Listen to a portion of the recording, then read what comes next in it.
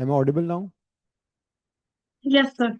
अब आ रही। ठीक है, पिछली क्लास का कर लिया रिवीजन? हाँ सर। ऑल्सो सर, जो मेरा 11th को यूटी होगा उसमें मेरा हम्म। ये आ रहा है यूनिट्स एंड मेजरमेंट्स, उसका आ रहा है डायमेंशनल एनालिसिस और एप्लीकेशन। एंड ठीक है। साथ में कैलकुलस का डिफरेंशिएशन एंड इंटीग्रेशन आ रहा है, जो मैंने पहले पढ़ाया था, like basic mathematics before we start the अच्छा, चैप्टर। सारा आ रहा है वो। तो तुम नाइन्थ को आओगी ना वहाँ पे, साउथ एक्स? Yes sir. तो उस दिन मैं यस। तुम्हें डिफरेंशिएशन इंटीग्रेशन करा दूंगा, है ना? Okay sir. और डायमेंशन वगैरह तो अभी हो ही जाएगा, यहाँ पे क्लास में हो जाएगा तुम्हारा। ठीक है सर। तो लास्ट क्लास में हमने बेसिकली कौन डायमेंशनल फार्मूला किया था, बेसिक क्वांटिटीज की थी, फंडामेंटल क्वांटिटीज के बारे में बात की थी ना? Yes sir. Right. So how many fundamental base quantities were there? 7। 7। कौन कौन सी है बताओ? मास, हाँ। Length, time, right. Temperature, hmm. Electric current, time, temperature. Electric current, फिर हाँ। Luminous intensity and amount of substance. Right. Luminous intensity and amount of substance. इन सब की यूनिट पता है तुम्हें? Yes sir. मास का ऐसा यूनिट बताओ। केजी। ओके। लेंथ लेंथ का? का मीटर। हाँ। Time seconds. Hmm. Temperature kelvin. Electric right. Current ampere. Luminous intensity candela. और amount of substance moles. Right, symbols बताओ। इसका मतलब तो डायमेंशनल सिंबल्स थे ना, जैसे कि मास को हम हाँ, कैपिटल एम से रिप्रेजेंट करते एम, अच्छा ओके। मास का एम, लेंथ का कैपिटल एल, हैं। E right. का length is capital capital, L, capital हाँ, T, T. Kelvin. Temperature capital K. K और and theta, we might use हाँ, थीटा के और ऑल्सो। थीटा। ठीक है। ओके। के और theta, this is called theta. Ampere का would be A, A. And and candle का would candela B का C D, C B. And mole का M O L लिखते हैं, ठीक है। You are Siya. तो सिया, स्कूल में क्या किया तुमने अभी तक फिजिक्स में? अच्छा, हो चुका है। हो चुका, ऑलराइट। तो I have started with dimension the last class. हमने थोड़ा सा पार्ट मोशन का किया था, then we move to dimensions. तो बेसिक ये सारा तुम्हें पता है ना? ओके। तो लास्ट क्लास में मैंने कितने डायमेंशन करा दी थी मेरे ख्याल से? मैं अपने 9 कराई थी। 9 करा। 9 लास्ट वाला कौन सा था? फोर्स। Force, right. तो फोर्स का symbol is capital F, formula is M into A. So if you use F is equal to M into A, तो we can find the dimensional formula for the force. M is capital M, acceleration is L T minus two, है ना, L one T minus two. तो force हो जाएगा M one L one T minus to. ठीक है। Next लिखो अब, linear momentum.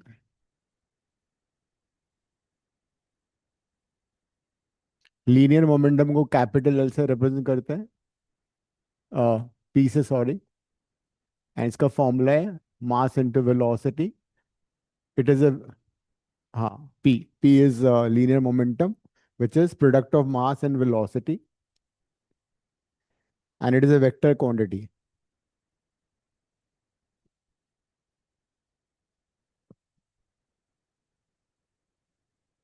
Impulse, इसको तुम लीनियर इम्पल्स भी लिख सकते हो, लीनियर इम्पल्स।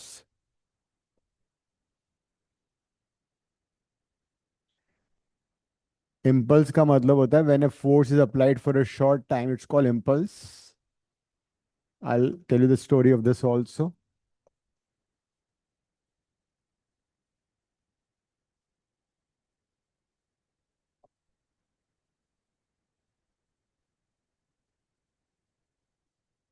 हाँ, डेल्टा टी मतलब चेंज इन टाइम। ठीक है।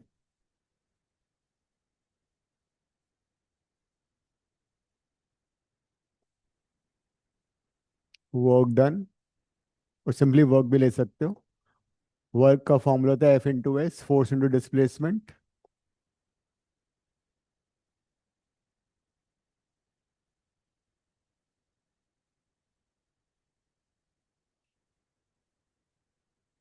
Universal constant of gravitation, capital G. ये हम ग्रेविटेशन वाले फॉर्मूले में करेंगे। मेहल, आज भी तुम ऑनलाइन आ रही हो, हाँ? Yes.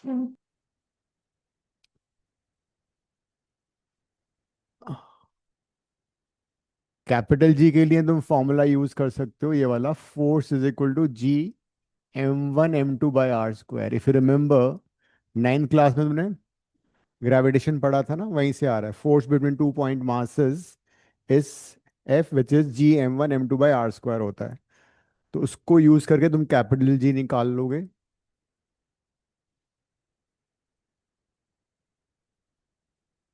Next, acceleration due to gravity.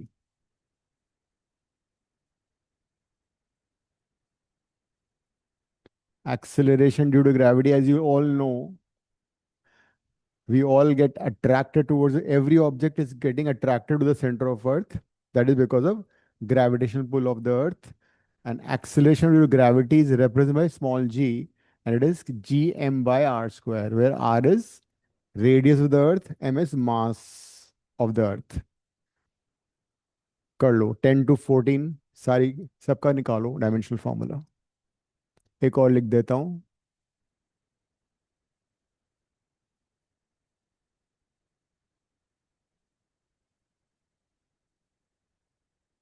Gravitational potential energy.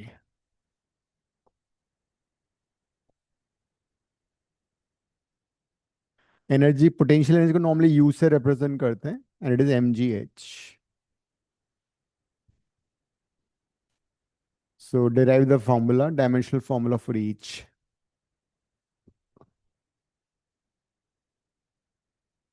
Linear momentum is a physical quantity which is product of mass of an object into the velocity. It is a vector quantity. इसका direction भी होता है। जब हम fourth chapter करेंगे laws of motion, तब ये वाला काफी यूज होने वाला है। मास इंटू वेलोसिटी, साथ साथ में यूनिट भी लिख लें, ठीक है? यूनिट एंड डायमेंशनल फॉर्मूला दोनों लिखो। Unit of the physical quantity as well as dimensional formula। Siya, भी कोई टेस्ट आने वाला है तुम्हारा स्कूल में? अच्छा।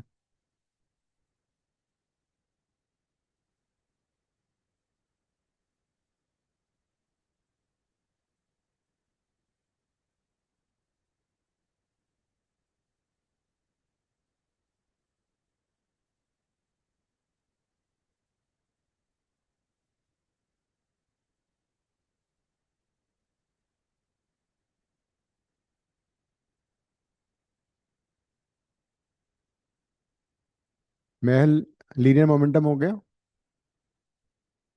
Sir I am doing. Mass into velocity करना है। वेलोसिटी तो मैं ऑलरेडी मालूम है क्या होता है। अगर कुछ भूल जाओ तो फॉर्मूले से कर लो। वेलोसिटी होता है displacement by time. Displacement L हो जाएगा, टाइम टी हो गया, L t - 1। तो वेलोसिटी L t - 1 है, और मास m होता है। तो क्या, नहीं नहीं, डेल्टा का मतलब होता है चेंज। तो चेंज इन वेलोसिटी और वेलोसिटी का सेम डायमेंशन होगा, ठीक है? तो डेल्टा से कोई फर्क नहीं पड़ेगा, delta is just for change. जैसे अगर समबडी आस्क भी डिस्प्लेसमेंट का डायमेंशनल फॉर्मूला क्या है, एल। चेंज इन डिस्प्लेसमेंट का वो भी एल होगा। जैसे कि चेंज इन मास केजी होगा, और मास भी केजी होगा। तो चेंज से कोई फर्क नहीं पड़ेगा। लीनियर इम्पल्स का मैं तुम्हें आइडिया देता हूँ, लीनियर इम्पल्स क्या होता है। व्हेन यू, लिख लो साइड में, when when a large force when a large force acts for a short time, when a large force acts for a short time, it is called linear impulse। अब मुझे जरा example बताओ, in day to day life when you come across that a large force is acting on a body for a short time. सोचो अनन्या, एक example बताओ जिसमें large force for a short time act कर रहा हो। Sir अगर आप किसी चीज को बहुत जोर से पुश करते हो फॉर शॉर्ट टाइम। हाँ देखो, जैसे कि तुमने देखा होगा स्नूकर में, बिलियर्ड्स में बॉल को तुम क्यू से मारते हो, you hit the ball with the Q, that means a force, large force would act for a short time, so that's a impulse. ठीक है महल? और दूसरा एग्जांपल क्या हो सकता है? जैसे तुम नेल या कील को गाड़ रहे हो, तुम क्या करोगे? you'll hit with the hammer, you'll hit the nail with the hammer, तो मतलब large force is acting for a short time, so this is nothing but impulse. Impulse is always force into change in time। कर लो, force तुम्हें already मालूम है, उसको time से multiply करना है, तो उसकी डेफिनेशन साइड में लिख लेना। when a large force act when a large force act for a short time, it is called impulse।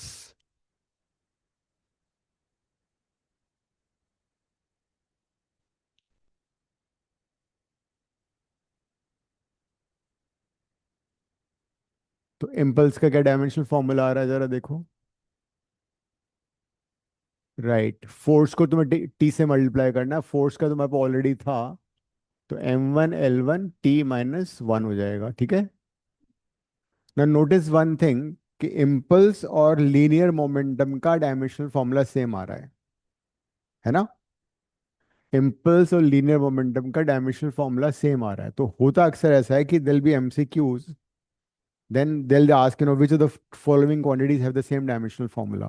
तो तुम्हें ये याद होना चाहिए। ठीक है, pair of quantities which have the same dimensional formula हमें पता होना चाहिए। इनफैक्ट तुमने 9th क्लास में न्यूटन सेकंड लॉ पढ़ा था, याद है कुछ? मेहल बताओ, what was Newton second law, 9th class, बहुत पुरानी बात हो गई,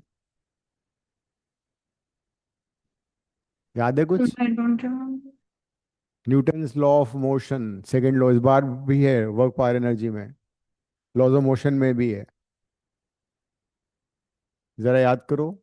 ये कुछ याद आ रहा है इसको देख के? देखना इस फॉर्मूले को। गंगेश तुम कहाँ रह गए थे आज? डेल, सुबह लिख दिए तो। अच्छा, F is equal to delta P by delta T, याद आ रहा है? According to Newton second law, rate of change of linear momentum is directly proportional to the force applied। ये था 9th क्लास में, न्यूटन्स लॉज ऑफ मोशन में। तो अब जरा यहाँ पे देखो, F into delta T is basically delta P आ रहा है, कहने का मतलब चेंज इन मोमेंटम, और ये क्या एफ इंटू डेल्टा की टी क्या है? इम्पल्स। तो change in momentum and impulse are basically the same quantities, that is why they have the same dimensional formula. ठीक है, तो जिन फिजिकल क्वांटिटी का डायमेंशनल फॉर्मूला सेम होगा उनका यूनिट भी सेम होगा एंड वाइस वर्सा। साइड में लिख लो, quantities, physical quantities which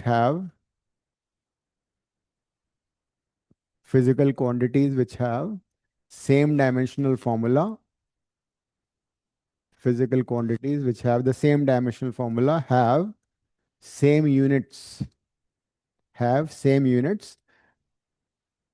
and vice versa, same units and vice versa। ठीक है, तो लीनियर इम्पल्स और लीनियर मोमेंटम दोनों का सेम डायमेंशनल फॉर्मूला आएगा। टेस्ट कब है अक्षिता? टेस्ट ये सारा आ रहा है ना? हाँ, तो फर्स्ट चैप्टर तो ये। नेक्स्ट करो वर्क।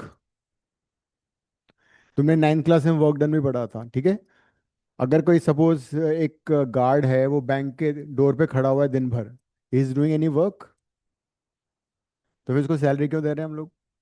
बेचारे वो तो खड़ा हुआ है।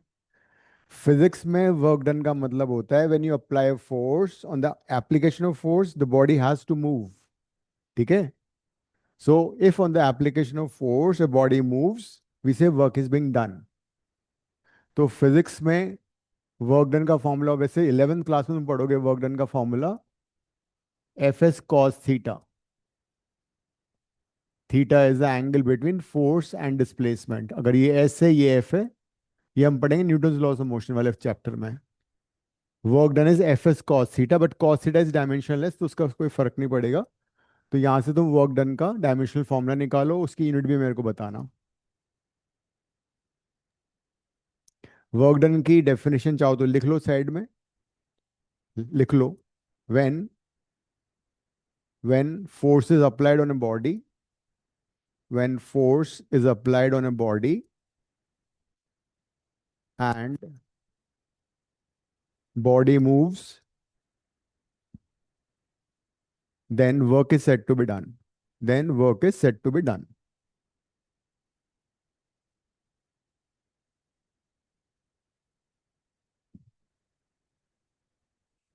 तो वर्क डन का यहां से निकाल लो।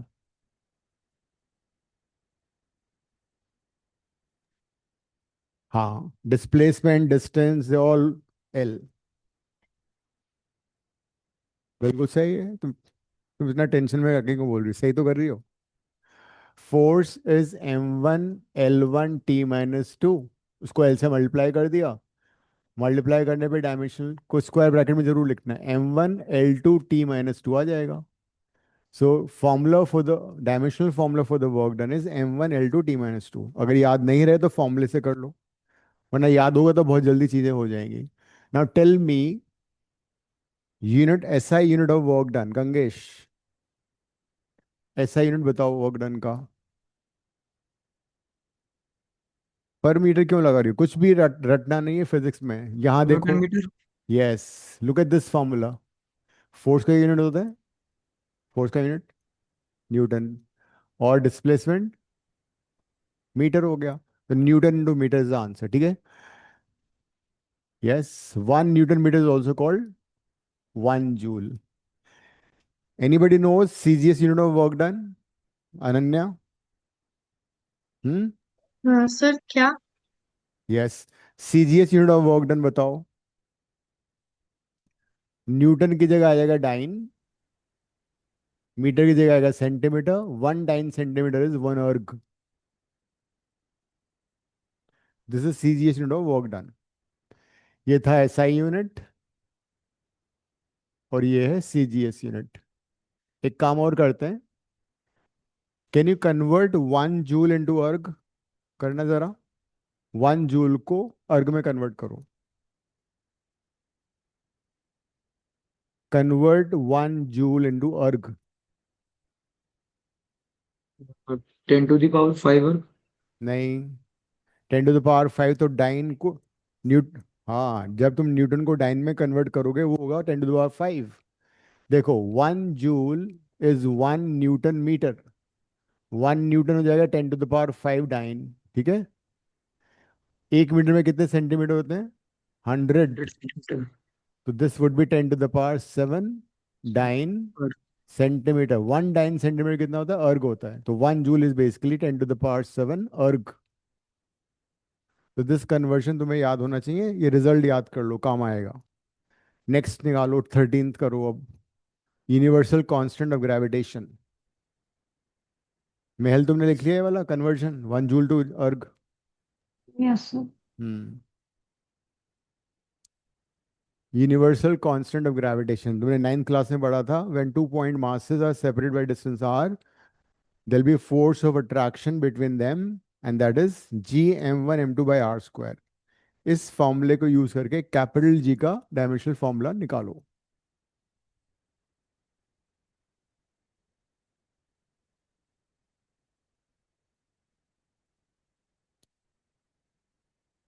ये हमने कर लिया है।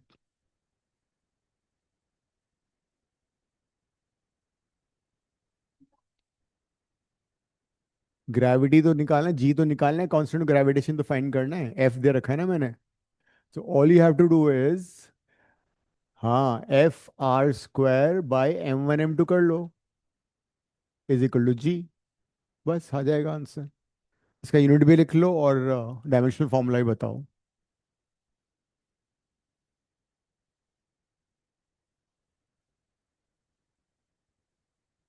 ग्रेविटेशन वाले चैप्टर में हम पढ़ेंगे gravitational potential also. Gravitational potential को वी से रिप्रेजेंट करते हैं, इसका फॉर्मूला होता है -gm/r। r इज रेडियस और द डिस्टेंस।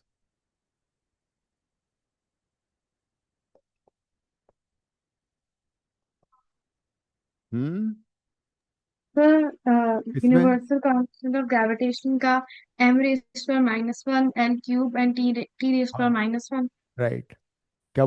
m⁻⁻⁻⁻⁻⁻⁻⁻⁻⁻⁻⁻⁻⁻⁻⁻⁻⁻⁻⁻⁻⁻⁻⁻⁻⁻⁻⁻⁻⁻⁻⁻⁻⁻⁻⁻⁻⁻⁻ वो आर डिस्टेंस हो गया ना। हाफ क्यों करोगे, आर स्क्वायर है ना, एल की पावर 2 हो गया। एम एम एम m1 भी m होगा, m2 भी m होगा, m स्क्वायर हो जाएगा वो। Force you already know which is m1L1T-2। R is distance, L square हो गया, ये हो गया m स्क्वायर हो गया। एक m से एक m कट जाएगा। तो g का डायमेंशनल फॉर्मूला आ रहा है m-1L3T-2। कि जो डायमेंशन एनालिसिस के क्वेश्चंस आएंगे वहां पे तुम्हें ये फॉर्मूले याद होने चाहिए, अदरवाइज तुम कैसे करोगे। तो यहाँ जी का फॉर्मूला लिख देता हूँ, यूनिट भी बताओ मुझे जरा।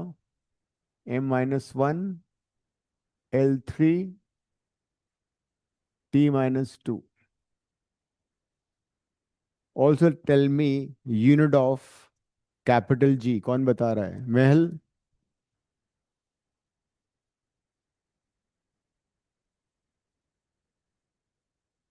यूनिट ऑफ कैपिटल जी कैसे आएगा। अरे ऐसे। Metre cube upon KG second. हाँ, देखो यहां से भी निकाल सकते हो, कुछ भी नहीं है, मास होता है KG, KG inverse metre cube पर सेकंड स्क्वायर। और एल्स यहां से भी फाइंड कर सकते हैं, फोर्स हो जाएगा newton, newton metre square by KG square. रटना थोड़ी है, जो डायमेंशनल फॉर्मूला है तो उसमें डाल के देख लो। तो ये आएगा केजी इनवर्स मीटर क्यूब पर सेकंड स्क्वायर, और this is the unit of capital ji. By any chance you know, do you remember what is the value of capital जी, पढ़ा था तुम लोगों ने, किसी को याद है। कैपिटल जी की वैल्यू होती है 6.67 10⁻⁻11। It's same everywhere in the entire universe. That's why it's called universal constant of gravitation. It is the same everywhere throughout the universe. That's why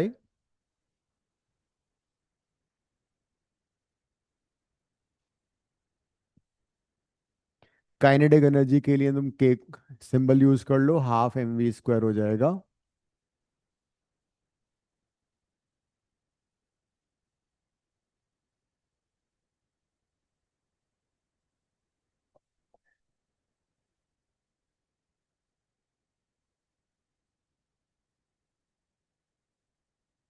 angular displacement, angular displacement को हम theta से represent करेंगे which is S/L। ये हम maths में पढ़ने वाले हैं, आर्क बाय रेडियस। S/R लिख लो, m मास होगा, अगर चेंज हो तो बता दूंगा। The symbols basically m for mass. This is the radius. 19th is angular speed. Angular speed को w या ओमेगा से रिप्रेजेंट करेंगे। It is delta theta by delta T, change in angular displacement by time. करो एक बार, इतना कर लो।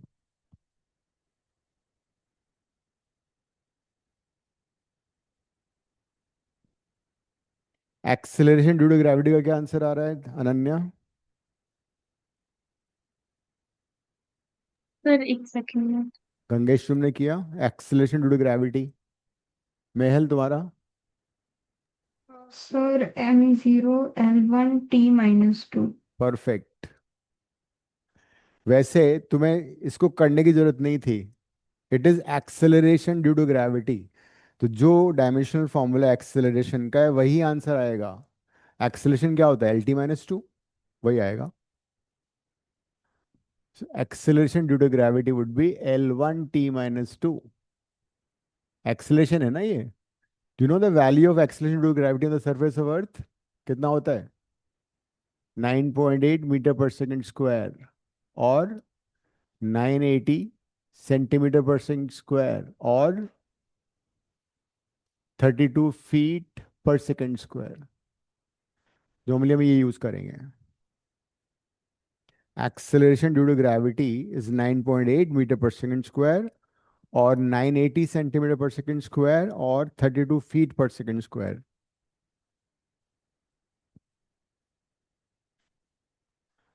Next आ गया potential energy.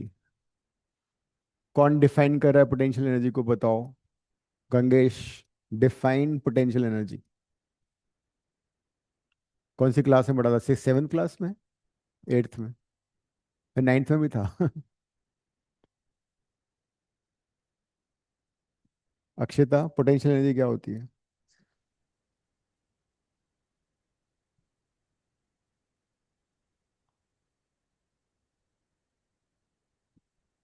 नींद आ रही है आज तुम्हें? नींद आ रही? नाउ जैसे कोई स्प्रिंग है ना? स्प्रिंग को अगर मैं कंप्रेस करूं या इलोंगेट करूं, जैसे अगर मैंने सपोज स्प्रिंग को कंप्रेस किया, तो now it has energy possess in it. इस पे अगर मैं कोई मास रख दूं, उसको रिलीज करूं, तो वो मास दूर तक जाएगा, राइट? बो एंड एरो में क्या था, तुम उसको जब स्ट्रेच करते हो, उसको रिलीज करते हो, तो वो काइनेटिक एनर्जी में कन्वर्ट हो जाता है। तो एनर्जी ऑफ ए बॉडी या किसी मास को मैं उठा के लिफ्ट करके एक टेबल पे रख दूं, so now this mass has energy in it. So energy possessed by a body by virtue of its position or configuration is called potential energy. लिख लो, energy possessed by a body, energy possessed by a body by virtue of its position, shape or configuration is called potential energy. It is a scalar quantity.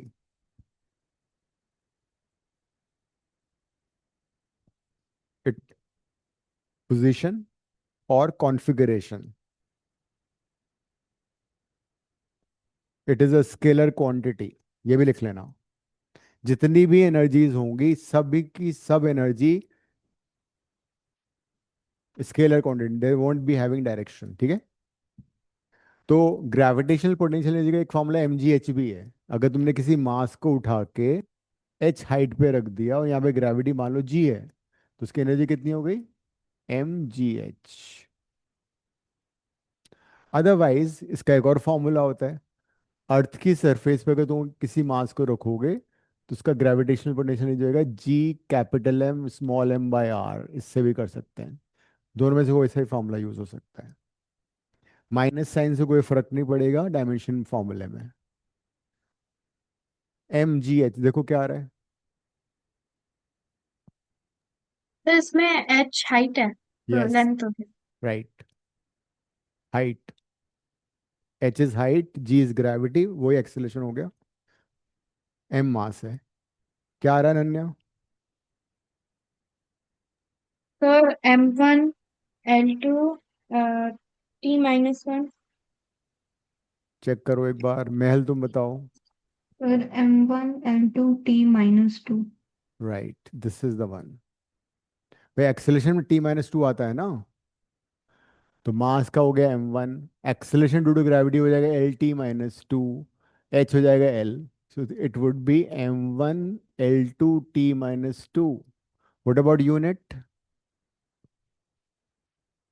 Unit would be newton metre और joule.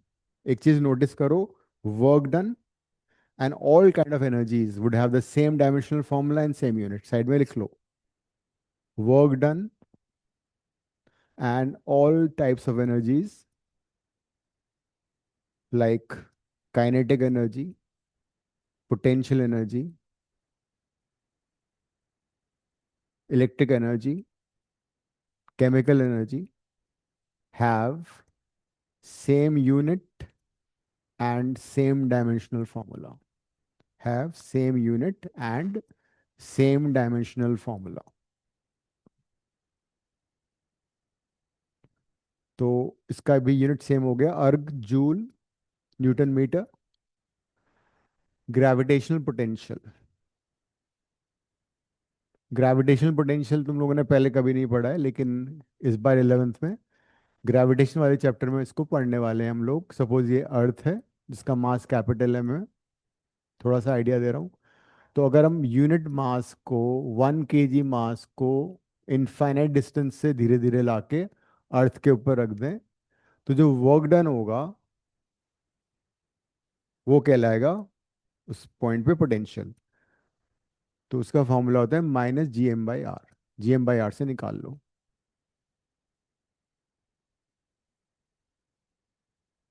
Minus sign से कोई फर्क पड़ने वाला नहीं है। क्या answer आ रहा है?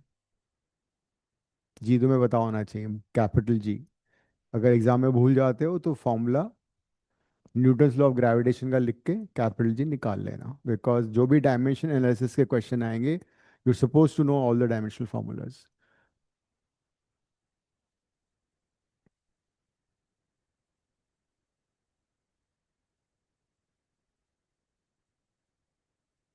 Capital Gm/r, r is the distance, m is the mass, g is constant of gravitation।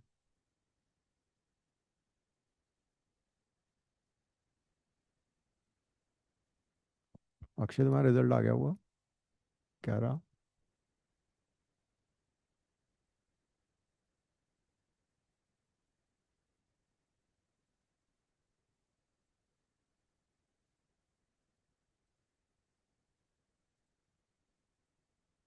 अब मेहनत करो। नहीं, बिकॉज 10th के मार्क्स कहीं भी ऐड नहीं होते। Just forget it, move on to this. इसमें मेहनत करो अब। 12th मार्क्स मैटर करेंगे, 11th मार्क्स मैटर करेंगे। क्या आंसर आ रहा है इसका अनन्या? सर माइनस साइन में कुछ करना है या उसका बस माइनस साइन को जस्ट फॉरगेट इट, इग्नोर कर दो, उससे फर्क नहीं पड़ेगा। Sir -m⁻²−2 l⁻²T⁻²? ऐसे मत बोलो, m की पावर -2 कैसे आ जाएगा? सॉरी -1। नहीं एक नहीं सेकेंड। नहीं, कुछ गड़बड़ है।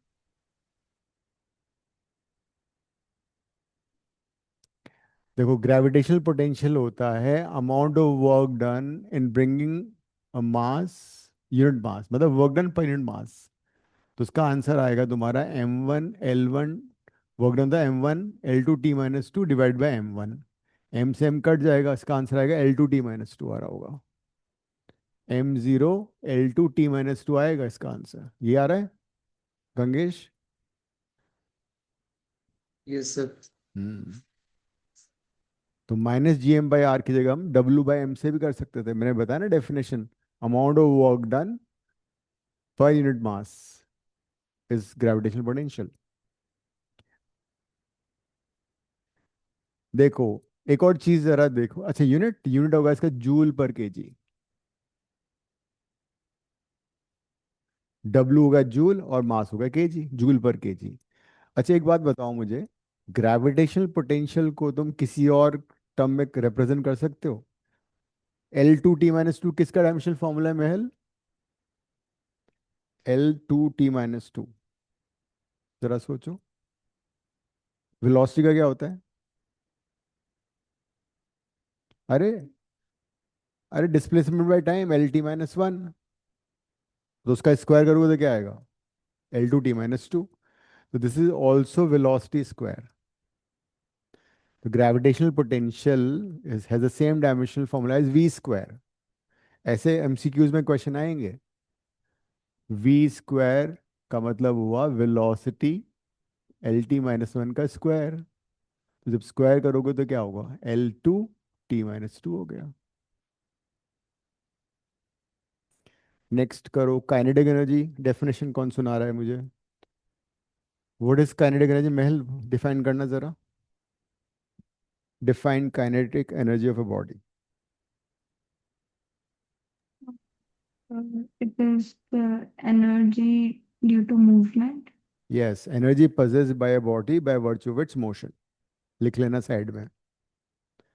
Energy possessed by a body by virtue of its motion is called kinetic energy.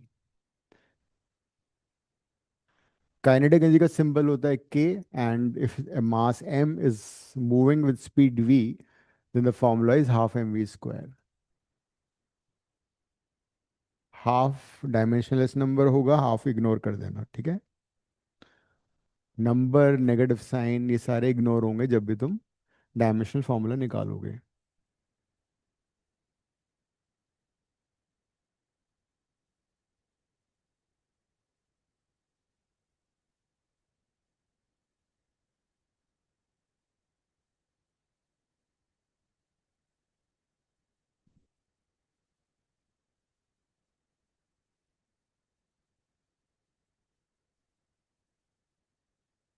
हो गया?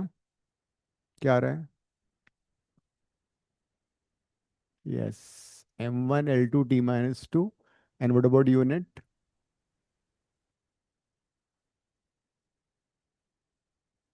अभी अभी मैं बताया था, all kind of energy and the work done have the same dimensional formula and same unit also. Joule, newton metre और erg. ठीक है. Can you think of some kind of other unit for work energy? Joule, newton metre, erg के अलावा बताओ. Joule, newton metre, erg के अलावा can you think of any other unit? That is not energy. Horse power is not energy. और याद आ रहा है कुछ किसी को? 9 सेंटीमीटर. नहीं नहीं, 9 से वो तो वही अर्ग हो गया.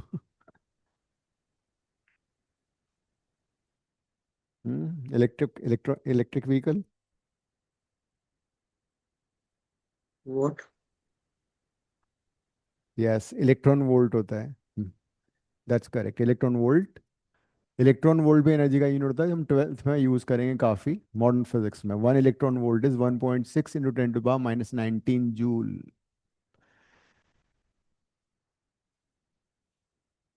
चार्ज. इसके अलावा डे टू डे लाइफ में हम जो इलेक्ट्रिसिटी यूज करते हैं ना, उसका यूनिट होता है किलोवाट आवर. तो किलोवाट आवर इज ऑल्सो ऐसा unit of energy. What power का हो गया और आर मतलब टाइम का, तो मल्टीप्लाई होके वो एनर्जी बन जाता है. तो एनर्जी का एक यूनिट हो सकता है, दैट इज किलोवाट आवर. तुमने 10th में किया था, मैंने पूछा था कितने बल्ब हैं, इतने टाइम ऑन है, इतनी इलेक्ट्रिसिटी कंज्यूम हो रही है, what is the total energy for the month, like that stuff. Right. So kinetic energy same formula आ गया. एंगुलर डिस्प्लेसमेंट, ये हम हम्म. तो अगर कोई बॉडी सर्कुलर पाथ में मूव कर रही है, हम सर्कुलर मोशन में पढ़ने वाले हैं, ये 2 डायमेंशन मोशन में, प्रोजेक्टाइल मोशन के बाद. अगर कोई पार्टिकल अभी यहाँ पर है, t = 0 सेकेंड पे, आफ्टर सम टाइम से डेल्टा टी वो यहाँ पे आ गया, बी पे आ गया, तो उसने इतना आर्क ट्रैवल किया. This is arc and this is the radius. तो जो एंगुलर डिस्प्लेसमेंट है डेल्टा थीटा, और theta you can say it is arc by length, right? The numerator is also length, denominator is also length, dimensionless quantity. इसका हो जाएगा formula m0 L0 T0. It is a dimensionless number. So angular displacement is dimensionless. ठीक है. What about unit?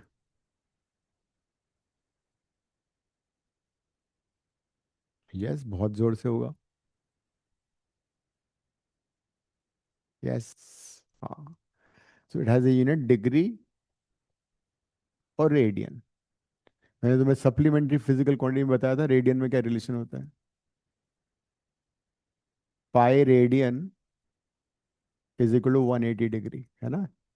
इससे हम convert कर सकते हैं रेडियन को डिग्री में, डिग्री को रेडियन में. तो यहाँ पे तुमने देखा कि there is a physical quantity which has a unit but it is still dimensionless. ठीक है, बात समझ आ रही है? A physical quantity like angular displacement has a unit even though it's dimensionless. My question to you is vice versa possible? किसी physical quantity का dimension है लेकिन यूनिट नहीं है, यस और नो? अगर यस आंसर है तो एग्जांपल दो। A physical quantity having dimension but no unit. महल सोच रही है बहुत जोर से। गंगेश तुम भी सोचो, think loudly, answer quietly. Unit क्या है? And dimension? डायमेंशन भी नहीं है। भाई सीधी सी बात है, अगर किसी क्वांटिटी की डायमेंशन है m1 आ गया तो the moment m1 is there तो उसका यूनिट केजी हो जाएगा। l2 आ गया मतलब उसका मीटर स्क्वायर हो जाएगा। So vice versa will not be possible, ठीक है? तो उसका स्टेटमेंट साइड में नोट करके लिखो। ये 1 मार्क क्वेश्चन आ सकता है। A physical quantity, a physical quantity can be dimensionless, can be dimensionless but may have a unit, but may have a unit, but vice versa will not be possible, but vice versa is not possible.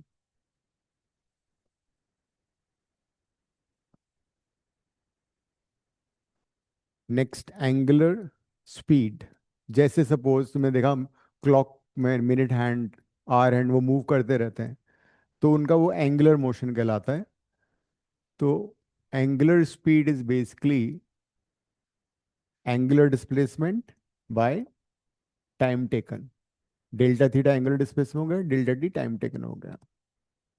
तो इसको use करके तुम unit भी निकालो, dimensional formula भी बताओ।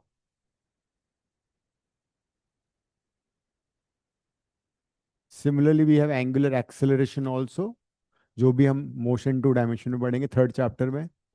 Angular acceleration is represent by alpha and it is change in angular speed by change in time, delta W by delta T, this is alpha. Theta, हाँ, change in displacement और change in time. Theta is displacement, delta मतलब change. इसको तुम omega भी बोलते हो, ठीक है? इसको तुम ओमेगा बोलोगे तो अच्छा लगेगा, बिकॉज डब्ल्यू इसको पसंद नहीं है। Small W is called omega. Angular speed और एंगुलर वेलोसिटी।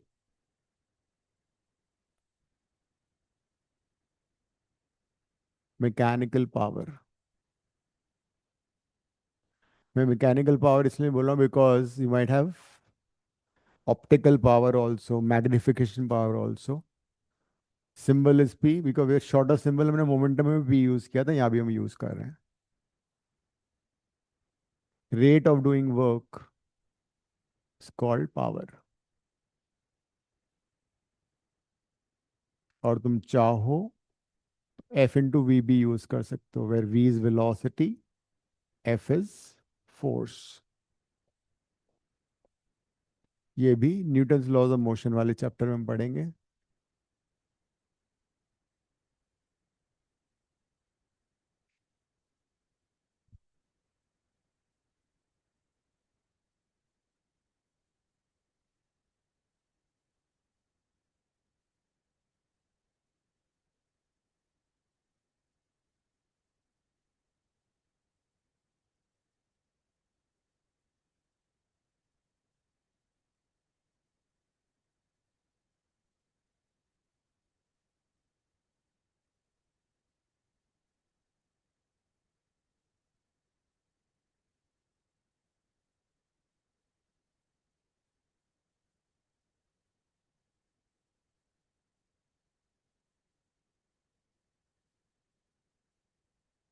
एक चैप्टर है, उसका नाम है रोटेशनल।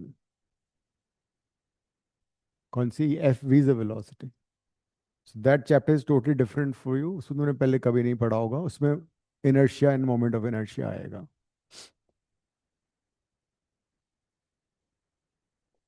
इनर्शिया पढ़ा है लेकिन मोमेंट ऑफ इनर्शिया नहीं पढ़ा तुम लोगों ने।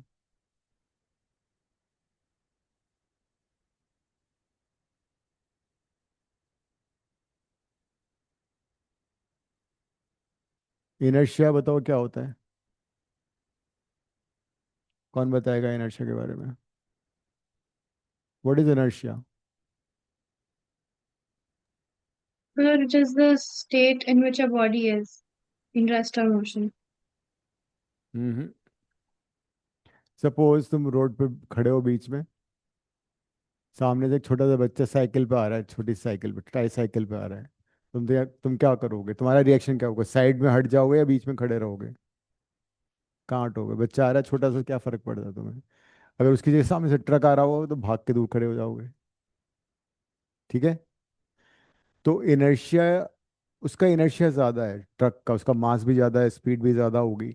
Inertia is basically property by virtue of which a body resist the change in the state of rest, motion और डायरेक्शन। ठीक है। इनर्शिया क्या है? Inertia is property by virtue of which a body resist the change in the state of rest, motion और direction. लिखना चाहो तो लिख लो, वैसे भी पढ़ना ही है हमें लॉज ऑफ मोशन में। inertia is the property by virtue of which a body resists the change in the state of rest or motion or direction।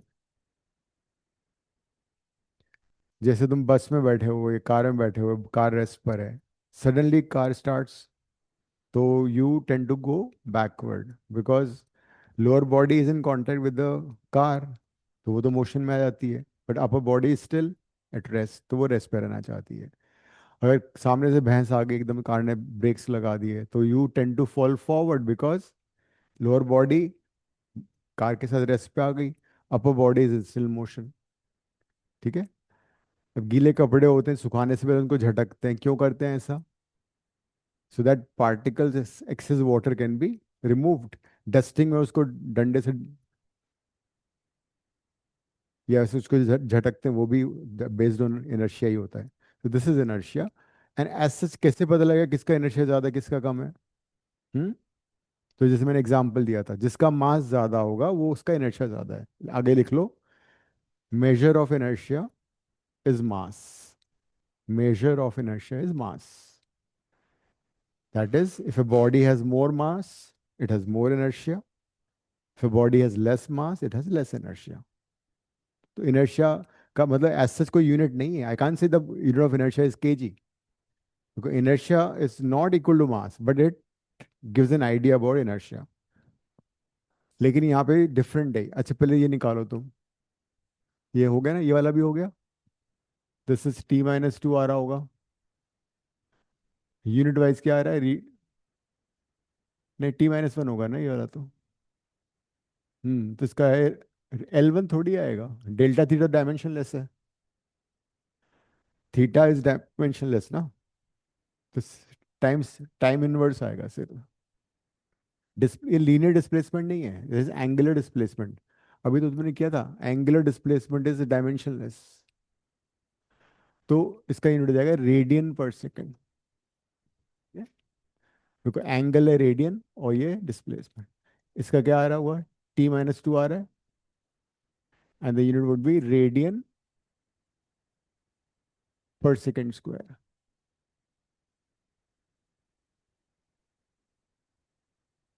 ठीक है। नाउ मैकेनिकल पावर कैसे डिफाइन करोगे गंगेश? मैकेनिकल पावर को कैसे define करोगे? It is rate of doing work. लिख लो, rate of doing work is called mechanical power. भाई दो लोग हैं, दोनों सेम काम कर रहे हैं, एक जल्दी कर रहा है एक लेट कर रहा है, इसका मतलब जो फास्टर कर रहा है उसकी पावर ज़्यादा है। तो rate of doing work is called power. Dimensional formula बताओ, यूनिट्स बताओ। हम्म। वर्क डन हमें मालूम है, m1 L2 t-2 और टाइम से डिवाइड कर दिया, तो ये आ गया m1 L2 t-3, right. What about unit? Joule per second. 1 joule per second is also called 1 watt. Unit तो 12 तक आएंगी। किलोवाट भी हो जाएगा, 1 kilowatt would be 1000 watt. HP horse power कितना होता है, याद है किसी को? Hmm that is also unit of power. अब 20 सेकंड के बाद, 20 सेकंड से जो शुरू हो रही है, ये सारी क्वांटिटीज हैं जो हम रोटेशनल में पढ़ने वाले हैं। एक होता है ट्रांसलेटरी मोशन, जैसे कोई बॉडी आगे मूव कर रही है स्ट्रेट लाइन पाथ में, जैसे ट्रांसलेशन मोशन। लेकिन अगर कोई फैन रोटेट कर रहा है अबाउट एन एक्सिस, कोई मास रोटेट कर रहा है, it is basically rotational motion. या wheel of a car is moving, तो वो आगे भी जा रहा है और रोटेट भी कर रहा है। So all these are examples of rotational motion. तो जो हमने इनर्शिया के बारे में पढ़ा था ना ट्रांसलेटरी मोशन में, कि it resist the change in the state of rest और मोशन, सिमिलरली रोटेशनल मोशन में we have a term called moment of inertia. Moment of inertia को आई से रिप्रेजेंट करेंगे, ये हम पढ़ने वाले हैं चैप्टर नंबर 5 में।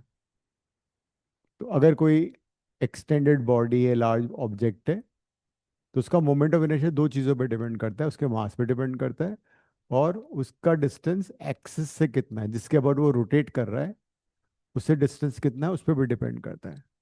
तो जैसे normally moment of inertia, inertia में क्या था, मास ज़्यादा है तो इनर्शिया ज़्यादा है, मास कम है तो इनर्शिया कम है। लेकिन यहाँ थोड़ा सा डिफरेंट है। Moment of inertia of body is product of mass into the distance squared. What is the distance? Distance of the mass from the axis of rotation. ये है 5th चैप्टर वाला। तो यहाँ से तो मोमेंट ऑफ इनर्शिया का dimensional formula निकाल लो। इस स्केलर क्वांटिटी लिख लेना, इसका यूनिट भी लिखो और डायमेंशनल फॉर्मूला भी बनाओ। एल क्यूब कैसे आ गया? आर स्क्वायर लिखा है इतना जोर से, आर स्क्वायर डिस्टेंस है ना, वो आर लिखा है वहाँ पे। तो ये जगह m1 L⁴ है ना। Hmm I omega, angular momentum is L/I/W। M M V R से भी कर सकते हैं, एम वी आर है इसके दो। हाँ, R is radius, V is velocity, M is the mass. इसका यूनिट कितना हो गया मोमेंट ऑफ इनर्शिया का?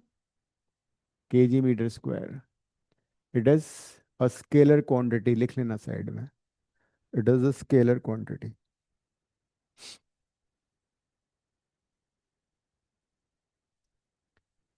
जैसे ही हमने लीनियर मोमेंटम किया था वहां पे ट्रांसलेटरी मोशन में, रोटेशनल मोशन में एंगुलर मोमेंटम भी होता है। अगर मान लो कोई मास सर्कुलर पाथ में घूम रहा है, एम रेडियस आर है सर्कुलर पाथ की, वेलोसिटी वी है, तो उसका एंगुलर मोमेंटम हो जाएगा mv/r, और आई ओमेगा किसी से तुम कर सकते हो, ½ I⍵²। Half rotational kinetic energy का फॉर्मूला ½ I⍵²। ओमेगा तुम्हें मालूम है एंगुलर स्पीड होती है, ½ I moment of inertia, ω²। Angular momentum आ गया सभी का? कितना आ रहा है? Right. Kinetic energy of rotation कर लो।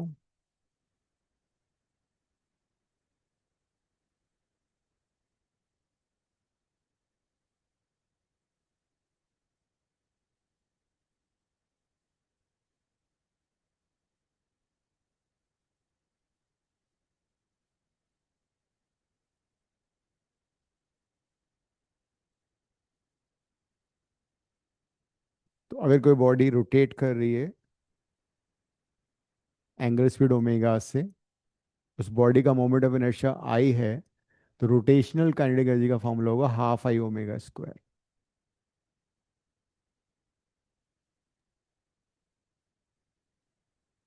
तो हाफ तो यू हैव टू इग्नोर, इसे प्योर नंबर। आई का अभी तुमने किया था M1 L2 एंड T-2 हो गया। And again notice one thing जो तुम भूल गए थे, मैंने बताया all kind of energies have the same dimensional formula. Same आ गया ना। तो ओमेगा स्क्वायर का क्या होगा? ओमेगा था ना एंगुलर स्पीड, ओह हाँ। एंगल स्पीड T-2, वो T-1 था, उसका स्क्वायर किया तो T-2 हो गया। यस देखो मैं तुम्हें बताता हूँ, all kind of energies work done they have the same dimensional formula and same unit. Moment of force, थोड़ी सी की बात कर लेते हैं। मोमेंट ऑफ फोर्स ये भी रोटेशनल का पार्ट है। तुमने डोर्स वगैरह देखे होंगे, स्कूल में भी होते हैं, घर में भी होते हैं। डोर का हैंडल हमेशा हिंज से दूर होता है, पास में होता है? दूर होता है। हाँ, तो जैसे कि सिंपल लीवर की हम बात करें, अगर हमें बहुत भारी ऑब्जेक्ट को लिफ्ट करना है तो हम क्या करेंगे? यस, या ये वाला डिस्टेंस हम बड़ा ले लेंगे। सपोज इसको मैंने 10 ले लिया, ये 1 है, तो अगर ये 100 kg भी अगर होगा तो मैं इसको लिफ्ट करता हूँ by applying less force. Why? Because this into this will be equal to this into this. तो by having longer moment arm, ये मोमेंट आर्म हो गया है ना, फोर्स रिड्यूस हो जाता है। तो इसीलिए डोर के जो हैंडल्स होते हैं हमेशा दूर होते हैं। सपोज ये डोर है, ये हिंजेस है यहाँ पे, इसके वजह रोटेट कर रहा है, तो डोर हमेशा हैंडल यहाँ होगा, so that this moment arm increases. अच्छा। हम्म, को रखोगे। That's moment mechanical advantage. तो मोमेंट ऑफ फोर्स या टॉर्क, इसका सिंबल टाउ होता है, तो is basically force into length. ठीक है, and this moment of force has the same role in rotational motion as that of the force in translatory motion. Force अगर लगाएंगे तो बॉडी ट्रांसलेट मोशन करेगी, एक्सलेट करेगी। अगर रोटेशनल टॉर्क लगाएंगे, moment of force लगाएंगे, तो वो रोटेटरी मोशन में आएगी। ठीक है, साइड में लिख लेना, role of torque, role of torque is the same in rotational motion, in rotational motion as that of, as that of force, as that of force in translatory motion. तो moment of force का देखो क्या आ रहा है, unit and dimensional formula. Again it is the same as energy.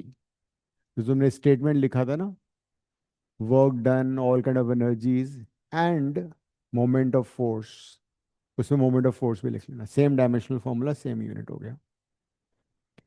तो ये rotational वाले चैप्टर में हम पढ़ने वाले हैं। ग्रेविटेशन का भी सारा हो चुका है, रोटेशन का भी हो गया। अब नेक्स्ट बुक का जो पहला चैप्टर होगा वो होगा प्रॉपर्टीज ऑफ मैटर।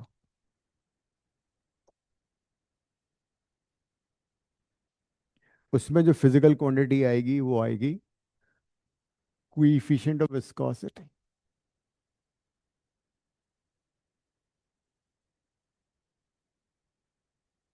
फॉर्मूले याद होंगे तो डायमेंशनल फॉर्मूला तुरंत डिराइव कर पाओगे, नहीं होगा तो फिर तो या तो फार्मूला याद करो या डायमेंशनल फॉर्मूला याद करो, दोनों में से एक। तो फॉर्मूला याद करना इजी होगा। ठीक है, इसकी मैं तुम्हें थोड़ी स्टोरी बताता हूँ। सपोज एक कप में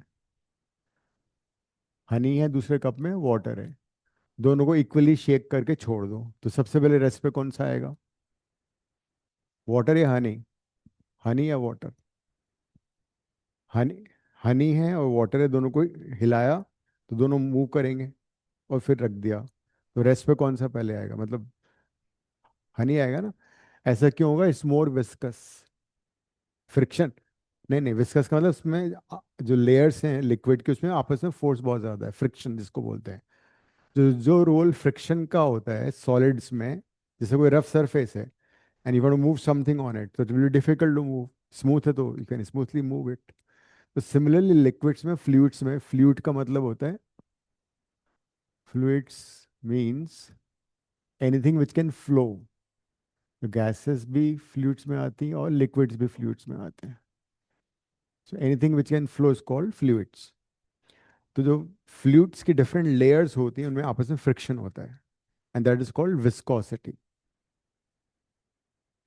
जैसे कि सपोज मान लो एक कैनाल में वाटर फ्लो कर रहा है, तो टॉप लेयर है उसकी वेलोसिटी सबसे ज़्यादा होगी, उसके नीचे वाली लेयर विस्कोसिटी या फ्रिक्शन की वजह से थोड़ा स्लो मूव करेगी, और उससे नीचे वाली लेयर और स्लो मूव करेगी, and like this. This will be the velocity profile. और जो लेयर ऑफ वाटर ग्राउंड से कांटेक्ट में ऑलमोस्ट रेस्ट पे होगी. तो डिफरेंट लेयर्स ऑफ फ्लूइड में, लिक्विड में फ्रिक्शन होता है आपस में. So that friction force is called viscosity. तो एक इसका सिंबल होता है ईटा. इसको बोलते हैं ईटा. एन को थोड़ा पुल कर दो तो वो ईटा बन जाएगा. एफिशिएंसी का भी होता है, सिंबल्स की कमी है ना मेरे पास, तो कई सारे क्वांटिटीज का हम एक ही सिंबल ले लेते हैं. तो eta is symbol of viscous, coefficient of viscosity. And there is a Newton's law of viscosity which is this: F is equal to minus A delta V by delta T. A is area, A is area, eta is viscosity, V is velocity, X is displacement. यहाँ से तुम इस निकाल सकते हो. दूसरा formula एक और मैं दे रहा हूँ, ये भी हम पढ़ेंगे. 6 pi eta RV. R is radius, V is velocity, F is the force. This is the one of the most important physical quantity जो कि बार बार काम में आने वाली है, coefficient of viscosity. X is distance, V is velocity, R is distance, V. ईटा निकालना, A is area. दोनों से सेम आंसर आएगा, दोनों से सेम आंसर आएगा. ये स्टोक्स लॉ है, ये भी हम पढ़ेंगे प्रॉपर्टीज ऑफ मैटर में. ये न्यूटन्स लॉ ऑफ विस्कोसिटी है, ये स्टोक्स फॉर्मूला. इसको तुम एक्सपेरिमेंट भी करोगे. एक बहुत लॉन्ग जार होगा, उसमें ग्लिसरीन होगा, उसमें एक स्फीयर ड्रॉप करोगे और उसकी टर्मिनल वेलोसिटी निकालोगे. 11th में एक्सपेरिमेंट भी है ये. तो find unit and dimensional formula for coefficient of viscosity.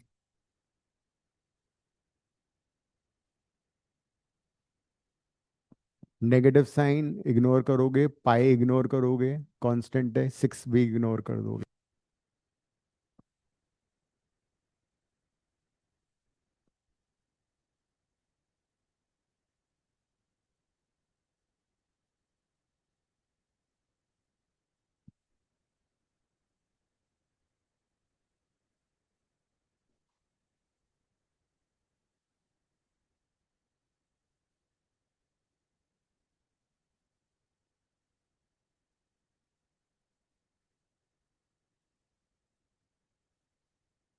हमारा स्कूल कौन सा है? अच्छा, 46 या जो पास में जो है. अच्छा, एक तो सेक्टर 50 में है, एक यहाँ भी है. मैं फील्ड गार्डन में जो है ना, वो 46. हाँ, क्या बोल रही हो?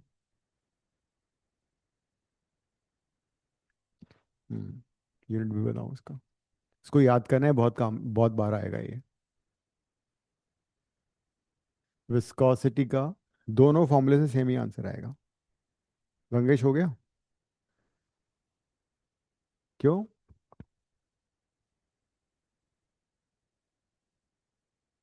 ये तो बहुत सिंपल है, मेरे से भी हो जाएगा. देखो, F divide by 6 pi RV.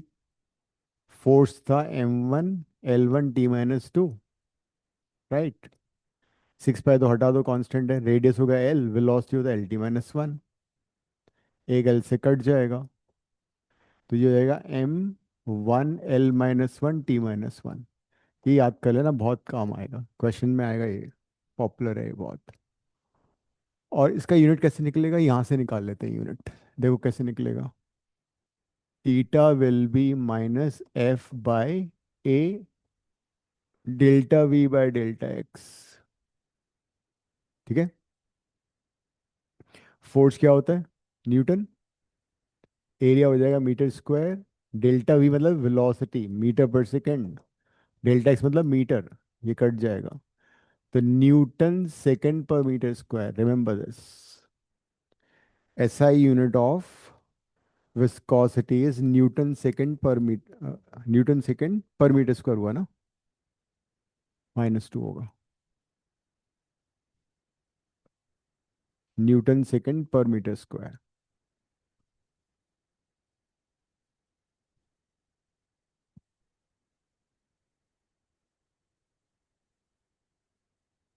इसका एक और नाम है,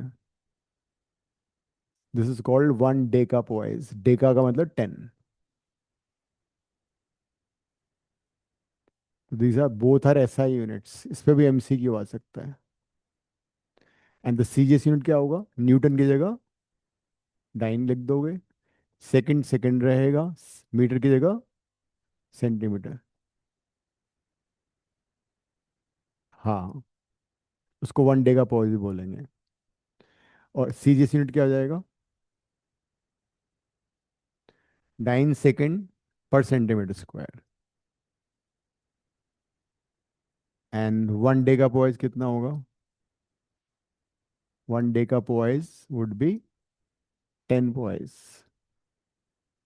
Poise is basically SI unit, CGS unit, sorry. SI unit होगा newton second per metre square. तो ये याद रहेगा अब।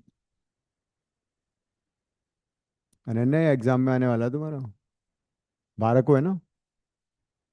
Sir 11th। हाँ ठीक है। इसमें हमने एक टर्म यूज किया है, delta V by delta x. इसका नाम है वेलोसिटी ग्रेडियंट।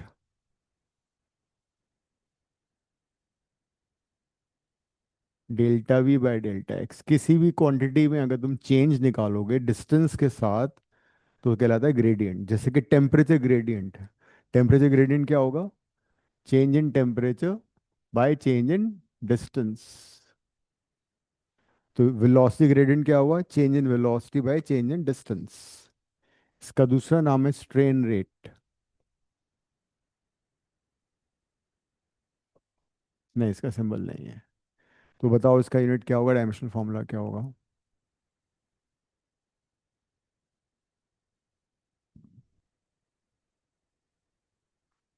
ये हो गया वेलोसिटी L t-1, नीचे हो जाएगा L, L से L कट जाएगा, t-1, मतलब पर सेकेंड। यूनिट आएगी पर सेकेंड।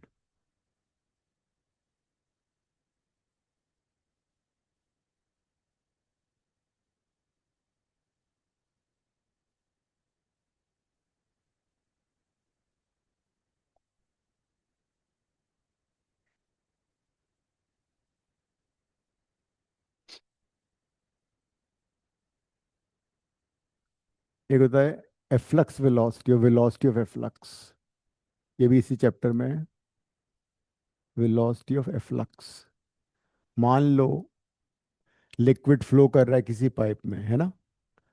तो volume of liquid passing through a pipe per unit time is called velocity of flux. इसको क्यू से रिप्रेजेंट करते हैं। It is volume per unit time, velocity of flux, volume per unit time.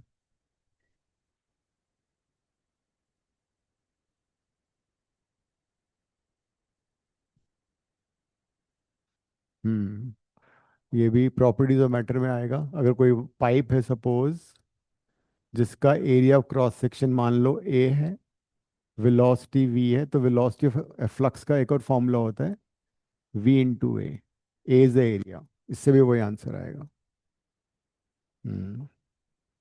L3 t-1, है ना? Unit क्या होगा? Metre cube पर second और लीटर पर सेकंड। देखो वॉल्यूम को तुम लीटर में भी तो, लीटर पर सेकंड और मीटर क्यूब पर second, velocity of flux.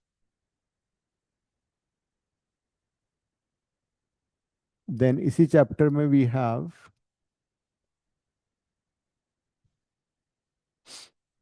a term called stress.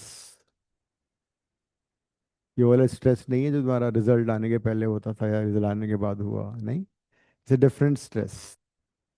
अगर सपोज कोई मटेरियल है, एक वायर मान लो, तुमने उसको एक सपोर्ट से हैंग कर दिया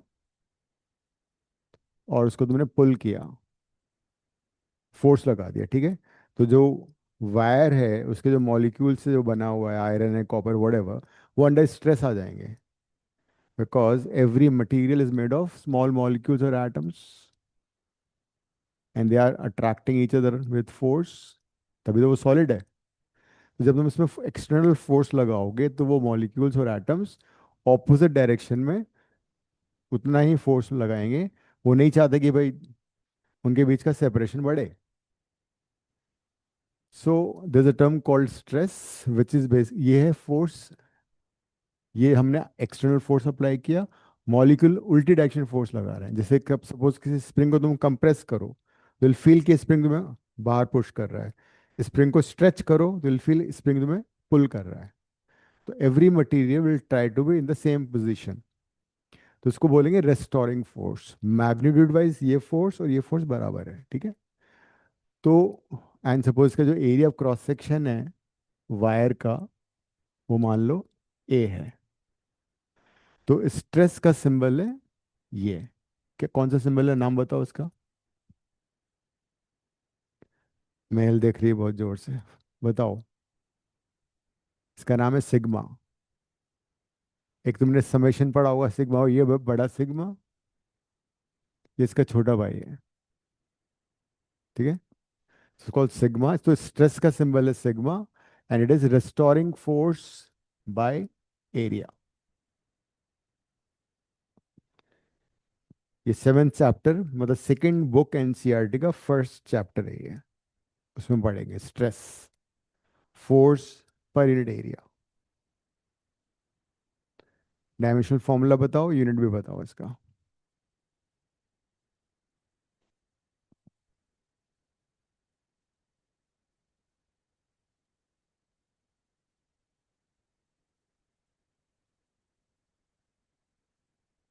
फोर्स हो गया m1 L1 T-2 divide by L2.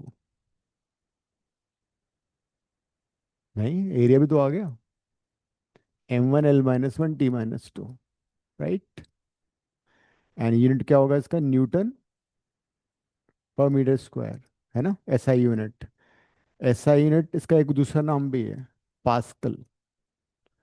Pascal हम पढ़ेंगे इसी चैप्टर में जब प्रेशर के बारे में इंफॉर्मेशन होगी. पास्कल्स लॉ, जिसमें भी हाइड्रोलिक ब्रेक्स वर्क करते हैं, हाइड्रोलिक लिफ्ट वर्क करती है. दिस 1 पास्कल इज 1 न्यूटन पर मीटर स्क्वायर. प्रेशर की और यूनिट में मालूम है किसी को, यूनिट इसके अलावा? वो तो पावर का था.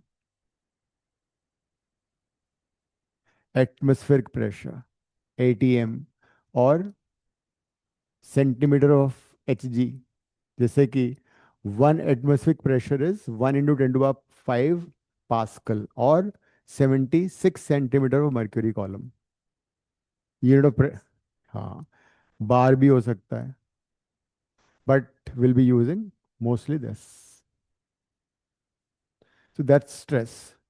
अब स्ट्रेस क्यों हुई मटेरियल को, जैसे कोई वायर है पतला, तुम्हें उसको तोड़ना है, तो उसको तुम एक जगह से बार बार बार बार ऐसे करोगे तो वो अंडर स्ट्रेस आ गया, अल्टीमेटली टूट जाता है. स्ट्रेस क्यों हो रहा है इस वायर को, इस वायर को स्ट्रेस इसलिए हो रहा है बिकॉज के मॉलिक्यूल्स के बीच में सपोज ओरिजिनल सेपरेशन था एल, वो इंक्रीज हो गया L+Δ L हो गया फोर्स की वजह से. तो जैसे कि वायर, मान लो वायर की लेंथ कैपिटल एल है, और ये एल ले लेते हैं, और चेंज इन लेंथ फोर्स लगाने से आ गया Δ L. तो this a term called strain, and this strain is represented by this symbol. क्या नाम है इसका, शायद तुमने पढ़ा नहीं है इसका.